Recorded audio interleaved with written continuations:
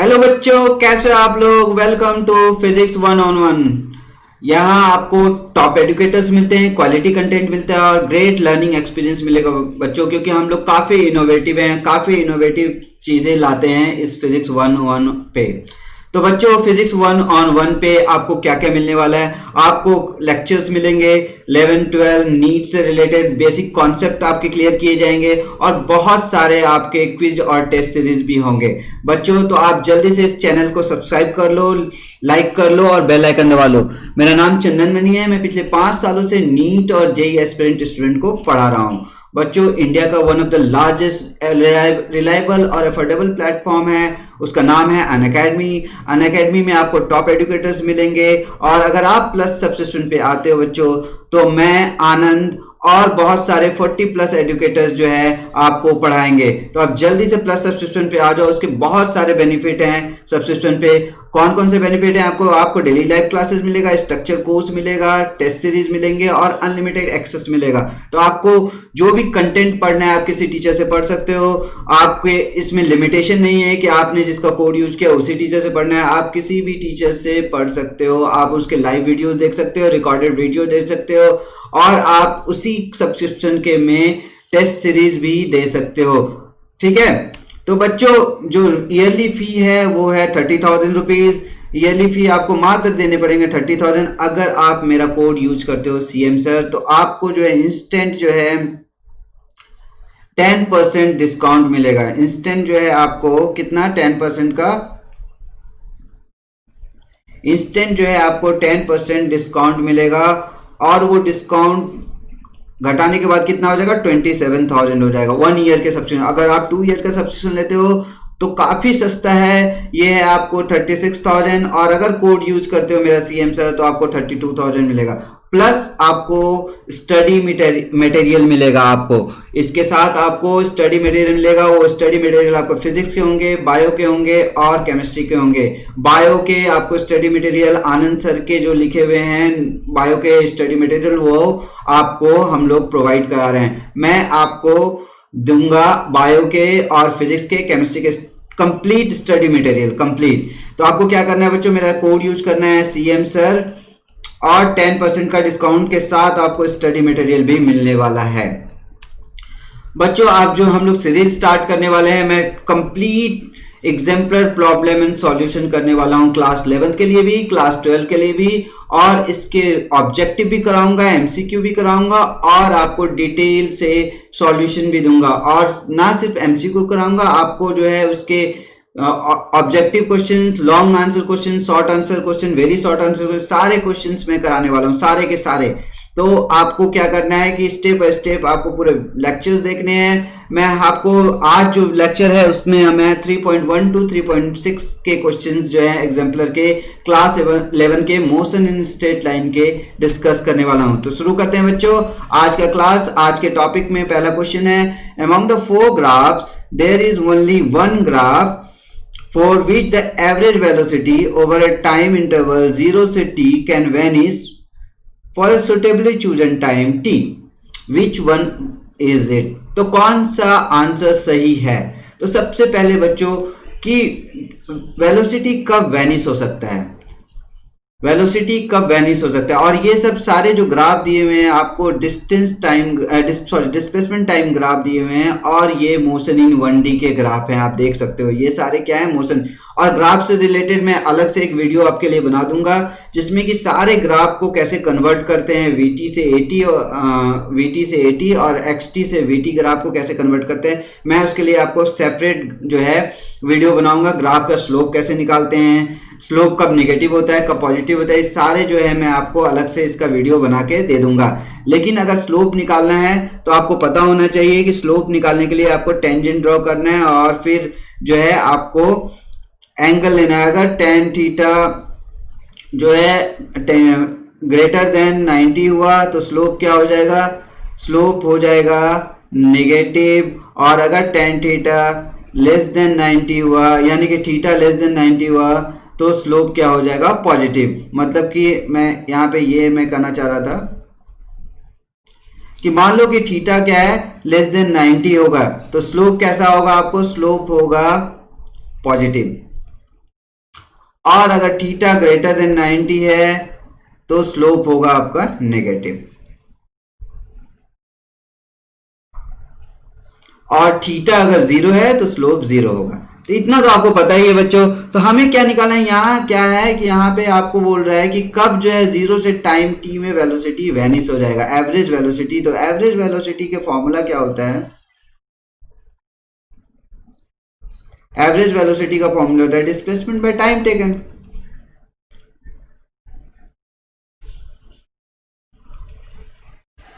Displacement by time taken. तो displacement किस graph में जीरो हो रहा है, तभी तो एवरेज वेलोसिटी जीरो होगा, क्योंकि time is always positive, time negative नहीं हो सकता है बच्चों।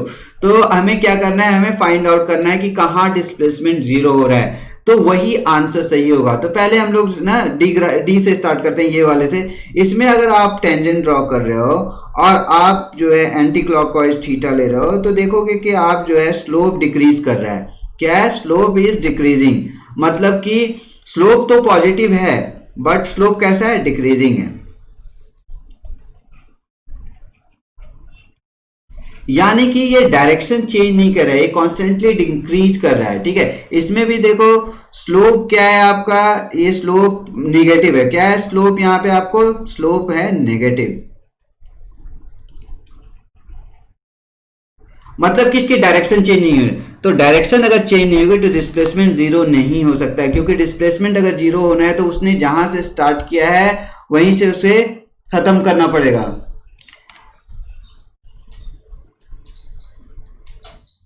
जहां से उसने स्टार्ट किया है वहीं से उसको खत्म करना पड़ेगा। तो डिस्प्लेसमेंट जीरो होने के लिए starting and ending point same होना चाहिए। तो अब ये दोनों ग्राफ पॉसिबल नहीं हो सकता है। सबसे पहला एलिमिनेशन का कारण क्या है कि इसमें जो है डायरेक्शन चेंज नहीं हो रहा है, ये कॉन्स्टेंटली ये नेगेटिव स्लोप है, ये पॉजिटिव स्लोप है, लेकिन इसमें जो है वेलोसिटी क्या हो रही है, जीरो की तरफ है, क्योंकि एक्सटी की जो स्लोप है वो क्या देती है आपको, वेलोसिटी देती है।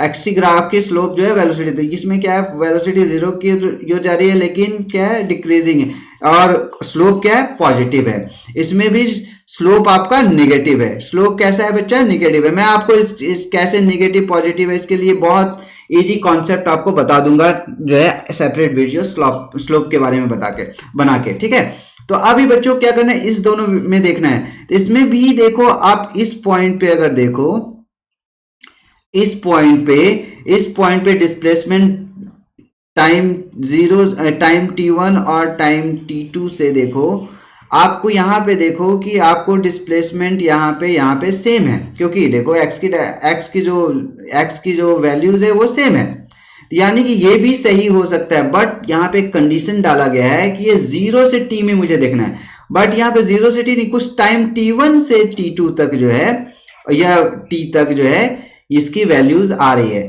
तो ये वाला ऑप्शन गलत हो जाएगा। तो कौन कौन सा गलत हो गया, ये वाला भी गलत हो गया। ये वाला क्यों गलत हुआ, क्योंकि इसमें जो डायरेक्शन चेंज नहीं हो रहा है, और डायरेक्शन चेंज होगा तभी जो है डिस्प्लेसमेंट जीरो हो सकता है, क्योंकि स्टार्टिंग पॉइंट से सपोज यहां से यहां गया और फिर वापस इस पॉइंट पे आ गया, तभी तो डिस्प्लेसमेंट जीरो होगा ना। कि डिस्प्लेसमेंट कब जीरो होता है, जब इनिशियल और फाइनल पॉइंट सेम हो जाता है। तो कब होगा, जब वो डायरेक्शन चेंज करेगा। कब होगा, जब वो डायरेक्शन चेंज करेगा।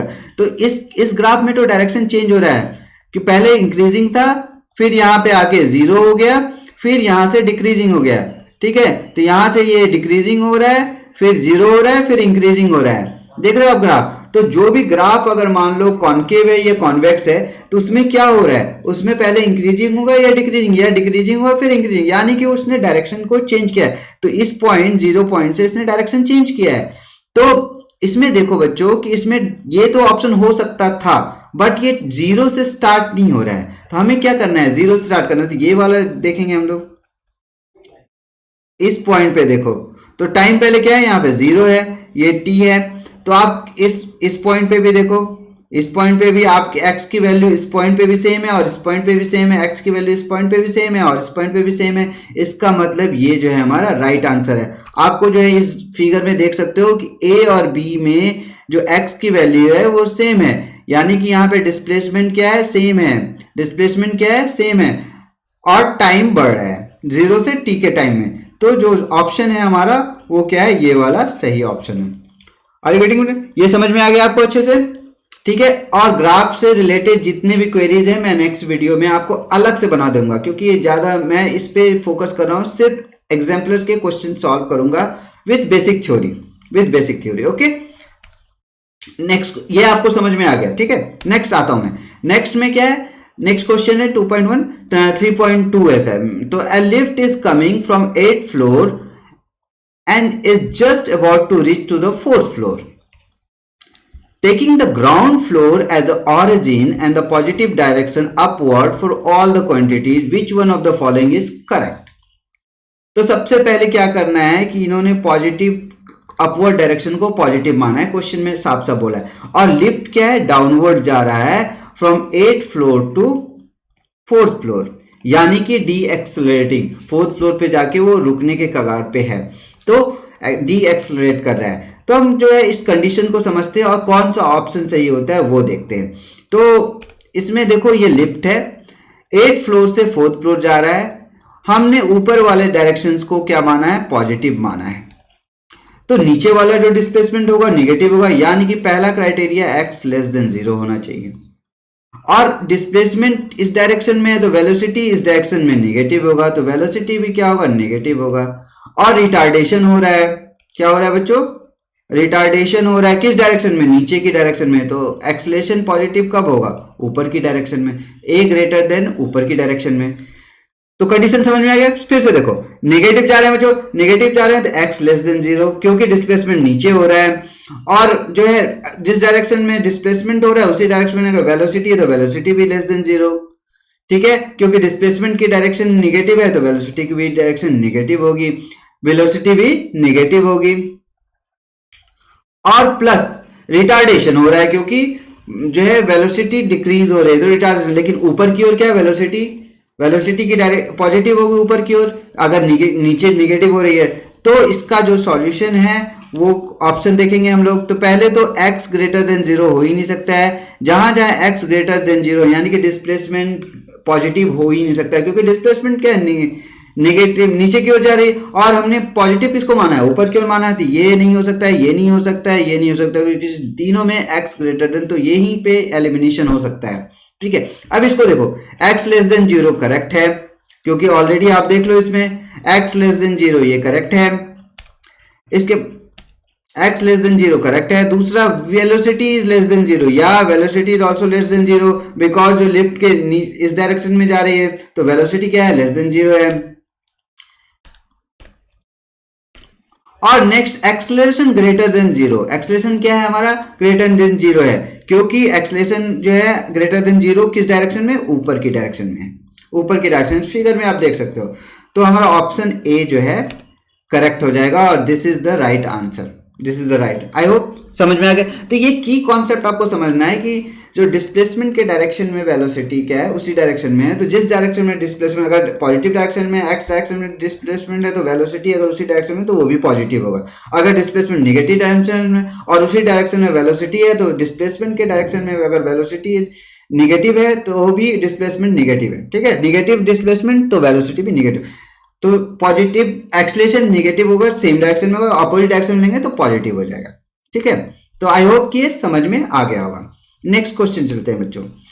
क्या है, in one dimension motion instantaneous speed v satisfies 0 to v0, v0 is the maximum speed. तो 0 से मैक्सिमम क्या दिया हुआ है, स्पीड दिया हुआ है, इंस्टेंटेनियस स्पीड। तो इंस्टेंटेनियस स्पीड क्या होता है पहले तो ये देख लेते हैं।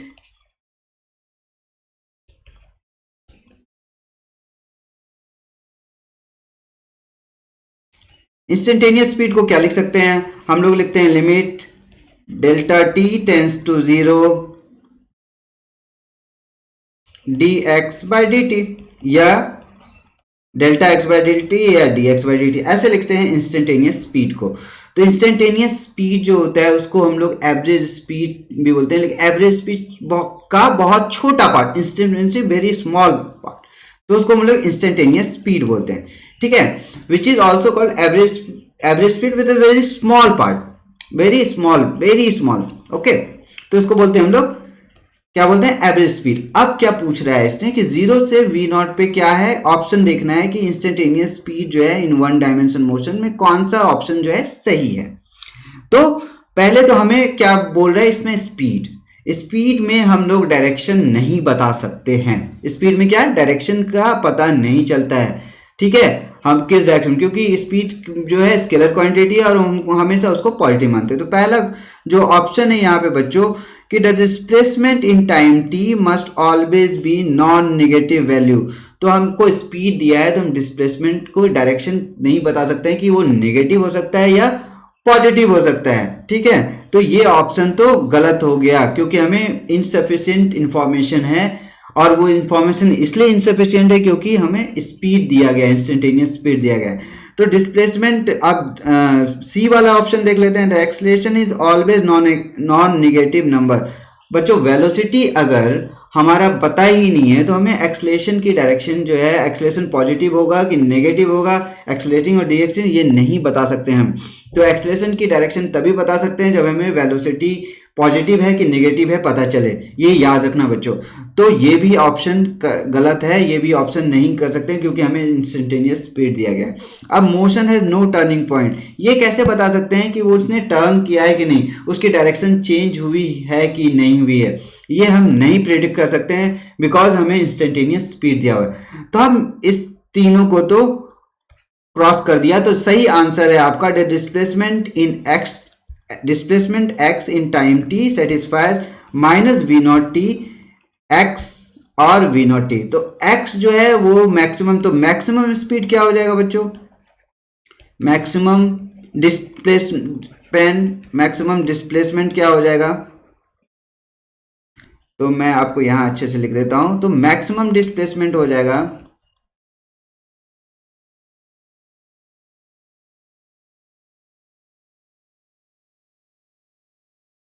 In the positive direction, in the positive direction. वो कितना हो जाएगा आपको, वो हो जाएगा आपका v नॉट इंटू टी, और maximum displacement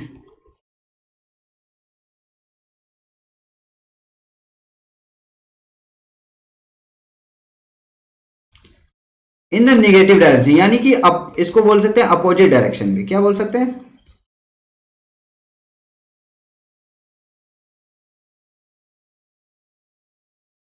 opposite direction, that will be minus v not t.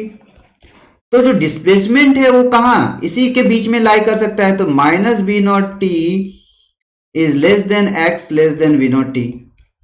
तो डिस्प्लेसमेंट माइनस और प्लस के बीच में मैक्सिमम, तो मतलब मान लो कि डिस्प्ले, और हमेशा ये याद रखना बच्चों कि distance will be always greater than equal to displacement, ये इंपॉर्टेंट पॉइंट। तो बच्चों क्या है कि अगर मान लो कि उसने कल्टी मारा, मतलब कि बैकवर्ड गया, तो मान लो हो सकता है कि यहां से गया और फिर वापस यहां आ गया, तो जो हमारा जो डिस्प्लेसमेंट है वो लाई करेगा, मैक्सिमम डिस्प्लेसमेंट जो है वो आइदर कैन बी पॉजिटिव और कैन बी नेगेटिव। तो आपका जो सही ऑप्शन है वो आपका बी वाला है, ठीक है बच्चों, ये समझ में आ गया। अब आते हैं नेक्स्ट क्वेश्चन पे। A vehicle travels half the distance L with the speed V and other half with the speed V, okay, means मतलब कि दोनों का जो वेलोसिटी है वो डिफरेंट है, हाफ डिस्टेंस पे बड़ा कैपिटल V है स्पीड, और जो आधा और डिस्टेंस है उस पर स्मॉल v, मीन्स वेलोसिटी दोनों का डिफरेंट है, हाफ डिस्टेंस पे v1 वेलोसिटी है और हाफ डिस्टेंस पे v2 वेलोसिटी है, ठीक है। Then they are telling you to find the average speed. बच्चों इसमें दो चीजें हैं, एक दो फॉर्मूला, हम लोग काफी कंफ्यूज होते हैं कि कब हमें एक फॉर्मूला अर्थमेटिक मीन वाला लगाना है और एक फॉर्मूला हार्मोनिक मीन वाला लगाना है। तो उसके लिए मैं आपको अभी डिटेल में बताता हूँ, पहले इसको सॉल्व कैसे करेंगे ये देखते हैं। तो सॉल्व करने के लिए बच्चों हमारे ए टू सी गया, तो ए टू सी जाने में पहले ए टू सी जाने में ए टू सी वाया बी गया, मीन्स बी होते हुए वो सी तक गया। तो ए टू बी में जो v1 स्पीड है और बी टू सी में v2 स्पीड है, क्योंकि क्वेश्चन में साफ साफ लिखा हुआ है पहला हाफ डिस्टेंस उसने कवर किया विथ v1 वेलोसिटी से और पहला दूसरा जो है v2 वेलोसिटी से। तो हम जो है क्या करेंगे, ये जो डिस्टेंस मान ले उस a टू c हम अगर l ले लेते हैं तो ये a टू b कितना हो जाएगा l/2, b टू c कितना हो जाएगा l/2। a टू b में t1 टाइम लगता है, b टू c में t2 टाइम लगता है। हमें क्या निकालना है, हमें निकालना है एवरेज, हमें क्या एवरेज स्पीड निकालना है, एवरेज स्पीड निकालना है। तो एवरेज स्पीड निकालने के लिए क्या है, हमें total distance by total time निकालना पड़ेगा,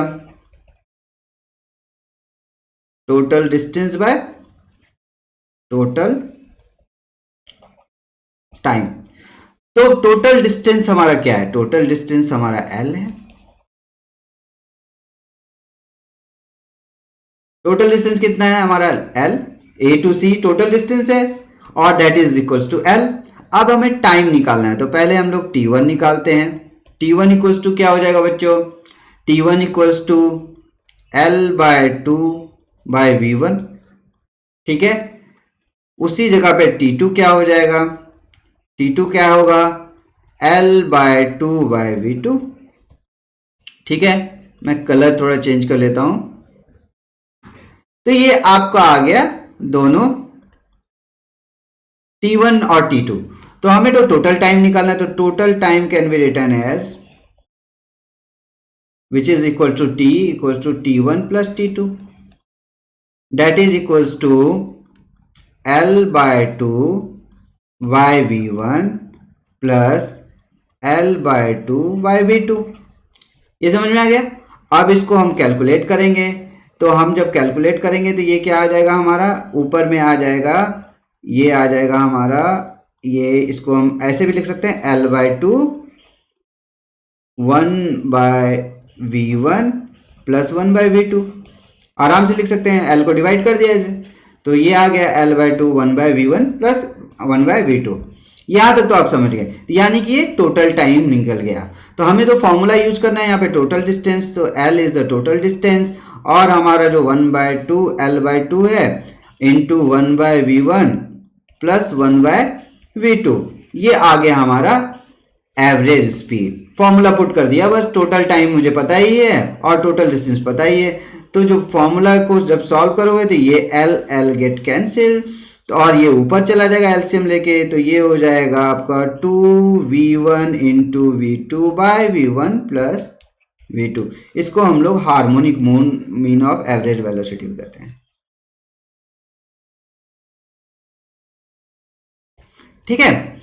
तो कब इस फॉर्मूला को लगाने के लिए आपको ये जो है इक्वल इंटरवल ऑफ डिस्टेंस दिया हुआ है, मतलब कि हाफ डिस्टेंस, मतलब कि इसमें आपको जो है क्या क्या जो है इसमें डिस्टेंस इक्वल इंटरवल में दिया हुआ है, मतलब इस तरह का हो तो आपको हार्मोनिक मीन लगाना है। बच्चे काफ़ी कंफ्यूज रहते हैं कि कब अर्थमेटिक मीन वाला निकालना है, मतलब कि v average equals to v average equals to V1 plus V2 by 2, ये कब लगाना है और ये कब लगाना है। तो बच्चों ये फॉर्मूला डायरेक्ट आप तभी लगा सकते हो जब आपको इक्वल इंटरवल ऑफ डिस्टेंस दिया हुआ है, तब आप लगा सकते हो।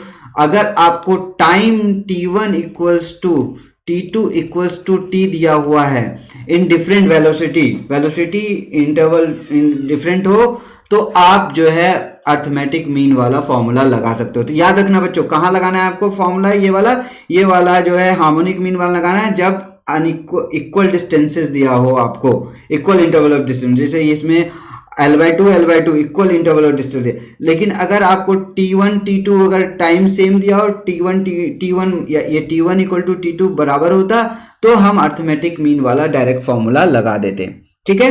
तो आपको क्लियर हो गया कौन सा फॉर्मूला कब लगाना है। तो अगर आप ये फॉर्मूला लगाते तो गलत हो जाता है। ये भी ऑप्शन दिया है बच्चों, इसमें आप देख सकते हो, तो ये भी ऑप्शन है, तो ये ऑप्शन रॉन्ग है आपका, ये भी ऑप्शन गलत हो गया, ये भी ऑप्शन गलत हो गया। तो आपका सही आंसर है ये, क्योंकि L तो कट जाएगा। ओके, आई होप कि ये आसानी से समझ में आ गया होगा। नेक्स्ट बढ़ते हैं बच्चों। The displacement of a particle is given x equals to t-2 का whole square. where x is in meter and t in second. The distance covered by the particle in 0 to 4. हमें क्या निकालना है? हमें निकालना है distance covered from 0 to 4 second. जब भी बच्चों अगर डिस्प्लेसमेंट दिया हो और डिस्टेंस पूछा जा रहा हो तो आपको बहुत सावधानी रखना है, क्योंकि हो सकता है कि डिस्प्लेसमेंट जीरो भी हो जाए. अगर वो पलट के अपने ओरिजिनल प्लेस पे आ जाए या डायरेक्शन चेंज करे तो डिस्प्लेसमेंट जीरो भी हो सकता है. तो बच्चे क्या करते हैं, जैसे ही देखा कि टाइम 0 और पुट कर दिया, टाइम इक्वल टू 0 पुट कर दिया और 4 पुट कर दिया और वैल्यू जो है निकाल के 4 मीटर जो है तुरंत करके और इसको टिक कर दिया. But that is the wrong answer. 4 metre इसका सही आंसर नहीं है. आपको क्या पूछा गया है? डिस्टेंस पूछा गया है, डिस्प्लेसमेंट नहीं पूछा गया बच्चों. डिस्प्लेसमेंट पूछा गया होता तो डिस्प्लेसमेंट 0 भी हो सकता था, 4 मीटर भी हो सकता है, ठीक है. लेकिन यहाँ पे सीधे आपको क्या पूछा गया है? डिस्टेंस कवर्ड पूछा गया है. क्या पूछा गया है? Distance covered. तो इसमें बहुत ही, तो आपको चेक करना पड़ेगा. इस तरह का क्वेश्चन आए तो हमेशा आपको चेक करना है कि कहीं डिस्प्लेसमेंट 0 तो नहीं हो रहा है या डायरेक्शन तो चेंज नहीं हो रहा है. तो डायरेक्शन चेंज हो रहा है तो डिस्टेंस की वैल्यू अलग हो जाएगी, ठीक है. तो हम देखते हैं कि कैसे निकालेंगे. तो फर्स्ट क्या करना है आपको पता है कि इंस्टेंटेनियस वेलोसिटी और इंस्टेंटेनियस एक्सेलरेशन की फॉर्मूला क्या होती है?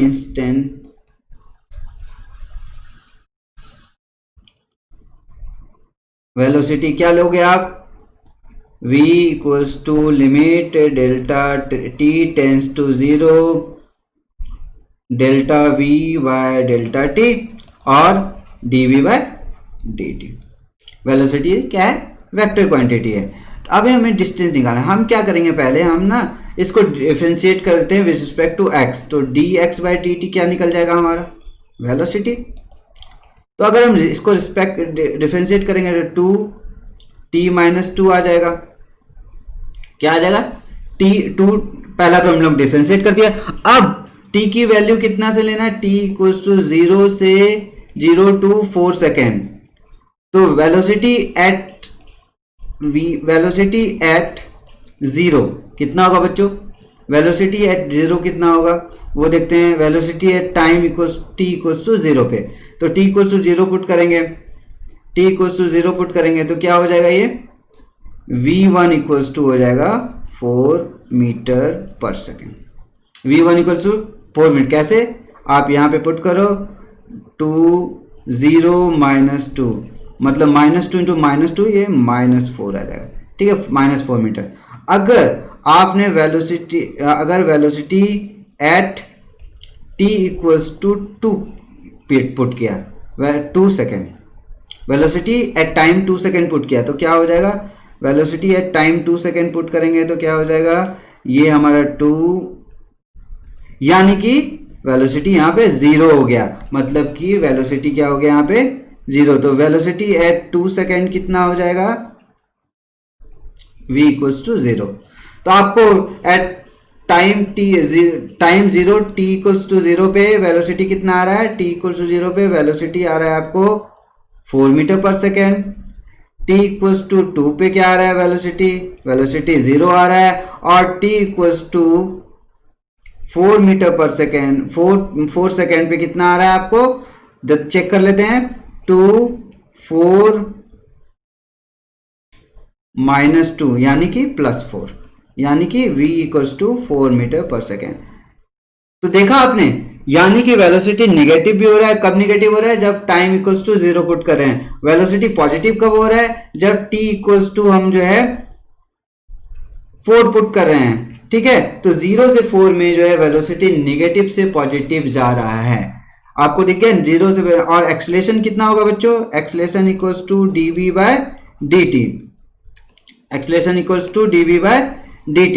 तो acceleration equal to dv by dt. तो इसका अगर आप एक्सेलरेशन निकालोगे तो मैं एक बार डिलीट कर देता हूँ, इसको इरेज कर दिया. मैं इसको यहाँ पे कर देता हूँ. एक्सेलरेशन इक्वल्स टू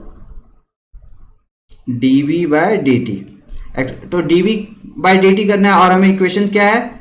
हमें इक्वेशन है 2t माइनस 2. तो इसका जो डिफरेंशिएशन करोगे तो कितना आ जाएगा बच्चों? 2. कितना आ जाएगा? 2.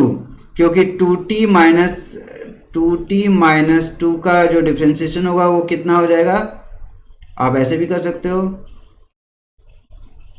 dt that is equals to 2। तो एक्सेलरेशन हमारा कांस्टेंट है, that is constant which is independent of time. तो एक्सेलरेशन क्या है, 2 मीटर पर सेकेंड स्क्वायर विच इज, तो एक्सेलरेशन कांस्टेंट है, वेलोसिटी निगेटिव से पॉजिटिव जा रहा है। तो हम इसका ग्राफ प्लॉट कर सकते हैं, हम इसका ग्राफ क्या कर सकते हैं, प्लॉट करके फिर हम जो है डिस्टेंस निकाल सकते हैं एरिया अंडर द कर्व से। ठीक है, तो आइए बच्चों देखते हैं कैसे ग्राफ प्लॉट किया है हमने। ग्राफ कहां से प्लॉट किया, -4 मीटर पर सेकेंड से, फिर क्या हो रहा है, डायरेक्शन चेंज कर रहा है और फिर वो जो है वापस की ओर आ रहा है पॉजिटिव डायरेक्शन में। आप इस ग्राफ में देख सकते हो। तो वेलोसिटी क्या है, -4 to 4 अभी हमने निकाला था। वेलोसिटी कहाँ, 0 t = 0 to 4 सेकेंड में क्या क्या हुआ हमारा, t = 0 और 4 सेकेंड में क्या हुआ, t 0 पे कितना था वेलोसिटी था 4 मीटर पर सेकेंड, -4 मीटर पर सेकेंड। तो ये तो हमने कर दिया यहाँ पे। और t = 2 पे वेलोसिटी कितना था, 0, t = 2 सेकेंड पे देखो आप वेलोसिटी कितना हो रहा है, 0 हो रहा है। और वही अगर t = 4 सेकेंड पे देखेंगे तो हमें वेलोसिटी कितना आएगा, वेलोसिटी हमारा आएगा 4 मीटर पर सेकेंड। इस ग्राफ में देख सकते, ये तो हमारा था वेलोसिटी टाइम ग्राफ। अगर हम स्पीड टाइम ग्राफ लेते हैं तो जो ग्राफ होगा वो हमेशा पॉजिटिव, निगेटिव नहीं हो, स्पीड क्योंकि नेगेटिव नहीं हो सकता है बच्चों।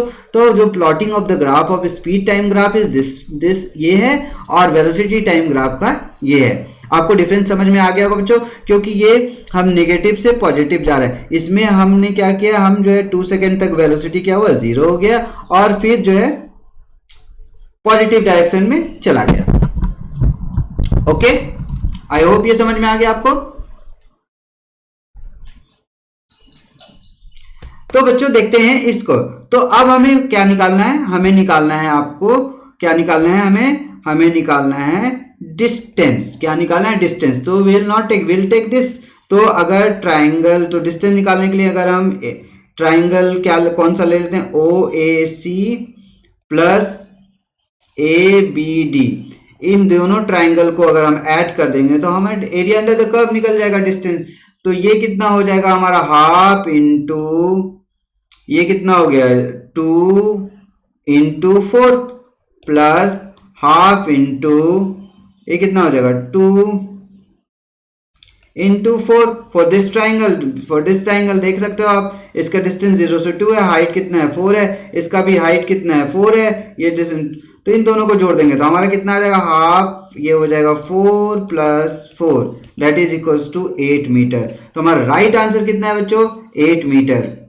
तो आपको जैसे ही इसमें की पॉइंट आपको ये समझना है बच्चों कि जैसे ही डिस्प्लेसमेंट दिया हो और डिस्टेंस पूछा हो तो आपको पहले एश्योर हो जाना है, कहीं वो पलटी तो नहीं खा रहा है, कहीं वो पीछे तो नहीं जा रहा है, कहीं उसकी डायरेक्शन तो चेंज नहीं हो रही है। तो वो आपको पहले चेक करना होगा। तो आप डिफ्रेंशिएट करके उसको चेक कर लो पहले टाइम के इंटरवल में, और उसके बाद फिर तभी प्रोसीड करो। तो यहाँ पे देखो ये पलटी खाया, नहीं तो हम क्या करते हैं, हम सीधे 4 आंसर टिक करके आ जाते हैं और हमारा आंसर गलत हो जाता।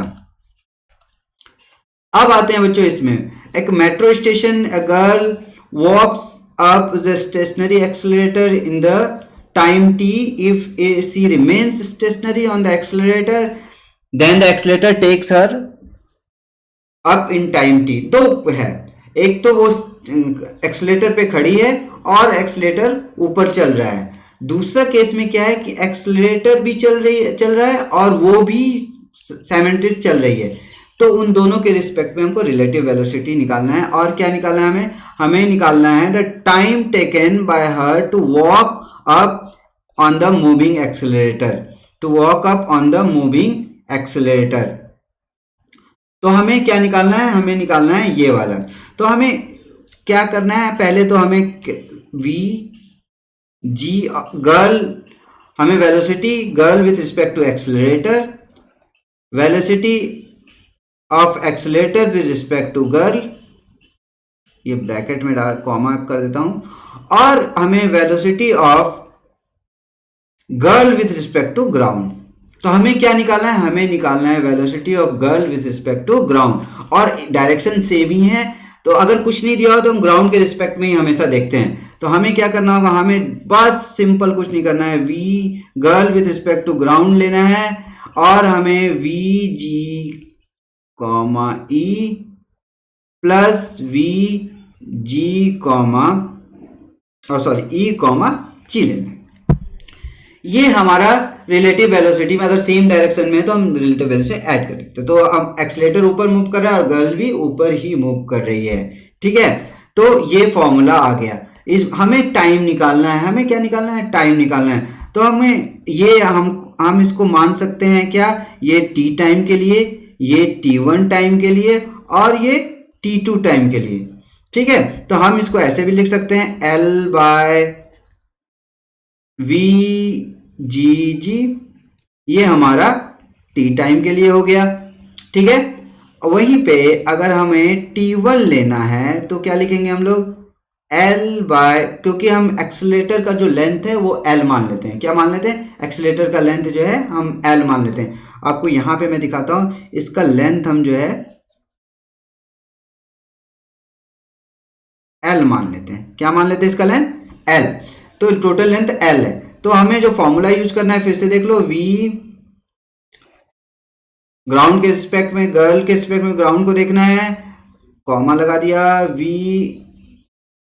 एक्सीलरेटर प्लस V, ठीक है। तो अब हमें ये टोटल टाइम T लग रहा है, इसके लिए हम लोग ने T1 टाइम लिया, इसके लिए हमने T2 टाइम लिया, ओके, क्वेश्चन में दिया हुआ। तो अब हम क्या करेंगे, L बाय वी जी कर लेंगे, टी टाइम टोटल टाइम में रिस्पेक्ट टू ग्राउंड देखेंगे तो उसी जगह पे अगर हम T1 लेते हैं, A1 L बाय, क्योंकि length by velocity, distance by velocity क्या टाइम देता है, तो V ई जी मीन्स एक्सीलरेटर कॉमा जीरो जी, यानी कि एक्सीलरेटर और गर्ल के रिस्पेक्ट में, और इसमें T2 ले लेते हैं हम L by V G, girls के रिस्पेक्ट में एक्सीलरेटर और एक्सीलरेटर के रिस्पेक्ट में गर्ल्स, ये दोनों एक दूसरे का कर दिए।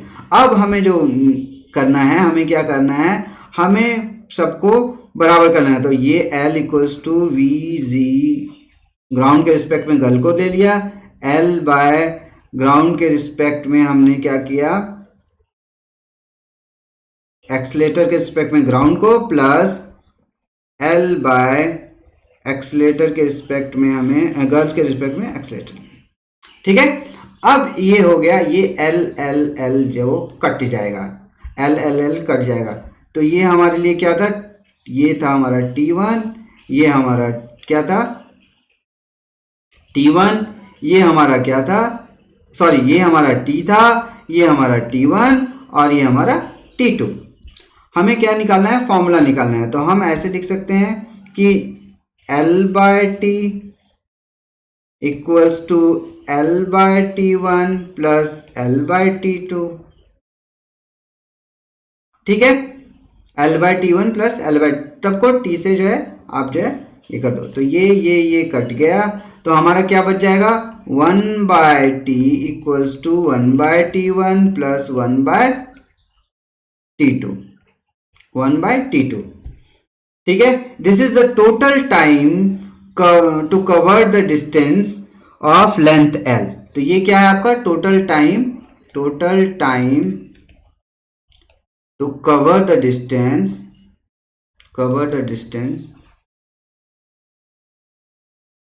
ऑफ लेंथ L, और L ले लेते हैं लेंथ L। तो ये आपका कितना आ जाएगा, 1 by T equals to 1 by T1 plus 1 by T2।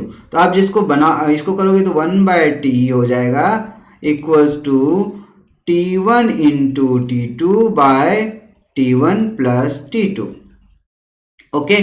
अब यहाँ पे देखते हैं, तो ये आपको अगर T लोगे तो क्या हो जाएगा, T1 into T2 by T1 plus T2, ये आ गया। तो हमारा आंसर क्या आ गया बच्चों, ये हमारा राइट आंसर आ गया T1 इंटू T2 बाय, ठीक है। तो ये रिलेटिव वेलोसिटी के लिए था। आप स्विमिंग जो है आप रेफरेंस फ्रेम के भी देख सकते हो, रेफरेंस फ्रेम पे आपके कॉन्सेप्ट क्लियर होने चाहिए, उसके भी मैं अलग से वीडियो बनाऊंगा। रेन मैन प्रॉब्लम और जो भी स्विमिंग वाले प्रॉब्लम्स होते हैं जिसमें रिवर बोट प्रॉब्लम बहुत कंफ्यूजन होता है, तो उसके लिए भी मैं एक स्मॉल ट्रिक लेके अलग से वीडियो बना दूंगा। लेकिन ये सीरीज मेरा चलता रहेगा। ये जो एग्जाम्पलर सीरीज है मैं इसको पूरा का पूरा आपको खत्म करके दूंगा। हर एक दिन आपको एक वीडियो इस सीरीज का पक्का मिलता रहेगा। तो आप इसको जल्दी से सब्सक्राइब कर लो, लाइक कर लो बच्चों। आपको जो है पूरा का पूरा जो है एग्जाम्पलर सीरीज में कंप्लीट एग्जाम्पलर सीरीज, इसमें ना कि सिर्फ ऑब्जेक्टिव होगा, ऑब्जेक्टिव प्लस सब्जेक्टिव दोनों आपको मिलेंगे, दोनों आपको इसी में मिलेंगे। तो और कंप्लीट 11 कंप्लीट 12। और बच्चों बोलोगे सर आप ये एनसीईआरटी क्यों एग्जाम्पलर क्यों? बच्चों बहुत सारे कॉन्सेप्ट जो है एनसीईआरटी एग्जाम्पलर से नीट में आते हैं। आई प्रॉमिस यू बच्चों, आप देखना बहुत सारे, मैं आपको उसका प्रूफ भी दे दूंगा किसी और वीडियो में कि बहुत सारे क्वेश्चंस को नीट में, जेई में और कंपटीशन एग्जाम्स में पूछे जाते हैं एग्जाम्पलर से। तो आप बोलोगे सब्जेक्टिव क्यों? तो कुछ सब्जेक्टिव के भी क्वेश्चंस आपको ऑब्जेक्टिव की तरह दिया जा सकता है। बहुत ज़्यादा वेरी शॉर्ट आंसर क्वेश्चंस जो है एग्जाम्पलर के वो भी कभी कभी पूछे जाते हैं। तो आपको पहला बच्चों एनसीईआरटी के क्वेश्चंस करने हैं, एग्जाम्पलर के क्वेश्चंस करने हैं, उसको नहीं छोड़ना है बच्चों। आपका सबसे पहला प्रायोरिटी होना चाहिए एनसीईआरटी के सॉल्व अनसॉल्व क्वेश्चन और एग्जाम्पलर के सारे क्वेश्चंस और वो आप मेरे साथ कर सकते हो। मैं आपको एनसीईआरटी के भी क्वेश्चंस कराऊंगा, एग्जाम्पलर्स के मैं पूरा सीरीज आपको करके दूंगा ही दूंगा। बच्चों आई होप जल्दी से आप फिजिक्स 101 को लाइक कर लो और आपको सब्सक्रिप्शन लेना है तो मेरा कोड यूज कर लो बच्चों। थैंक यू बच्चों, बाय बाय।